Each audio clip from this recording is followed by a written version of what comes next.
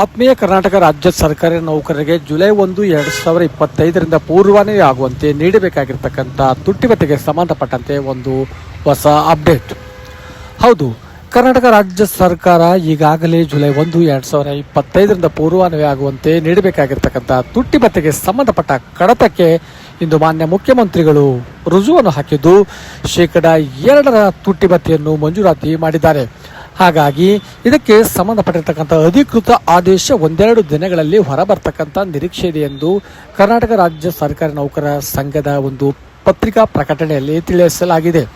ಹಾಗಾಗಿ ಕೇಂದ್ರ ಸರ್ಕಾರ ಶೇಕಡಾ 3% ನೀಡಿದರೂ ಕೂಡ ರಾಜ್ಯ ಸರ್ಕಾರಿ ನೌಕರರು ಶೇಕಡಾ 3% ನೀಡಬೇಕು ಎಂದು ಆಗ್ರಹವನ್ನು ಕೂಡ ಮಾಡಿದರು. ಆದರೆ 7ನೇ ವೇತನ ಆಯೋಗದ ಪ್ರಕಾರ ಕನಿಷ್ಠ 2.25% ತುಟ್ಟಿ ಭತ್ಯೆ ನೀಡಬೇಕಾಗಿದ್ದರೂ ಕೂಡ ರಾಜ್ಯ ಸರ್ಕಾರ ಈಗ ಶೇಕಡಾ 2 ತುಟ್ಟಿ ಭತ್ಯೆಯನ್ನು ಮಂಜೂರು ಮಾಡಿ ಆದೇಶ ಹೊರಡಿಸ್ತಕ್ಕಂಥ ಸಾಧ್ಯತೆ ಇದೆ. ಹಾಗಾಗಿ ಶೇಕಡಾ 2 ತುಟ್ಟಿ ಭತ್ಯೆಗೆ ಸಂಬಂಧಪಟ್ಟಿರ್ತಕ್ಕಂಥ ಅಧಿಕೃತವಾಗಿರ್ತಕ್ಕಂಥ ಆದೇಶ ಒಂದೆರಡು ದಿನಗಳಲ್ಲಿ ಹೊರಬರುವ ನಿರೀಕ್ಷೆ ಇದೆ. ಧನ್ಯವಾದಗಳು.